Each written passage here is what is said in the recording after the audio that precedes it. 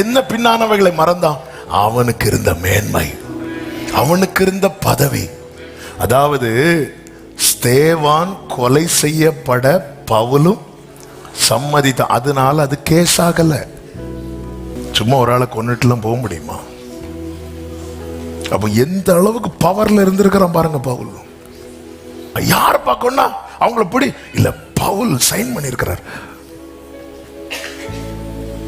என்ன அதிகாரம் அவனுக்கு இருந்திருக்கு, என்ன பவர் அவனுக்கு இருந்திருக்கு. அது குப்பை. இந்த பூமியிலே பதவி, பட்டம், மேன்மை, இது எல்லாம் கிறிஸ்துன்னு பார்க்கும்போது குப்பை.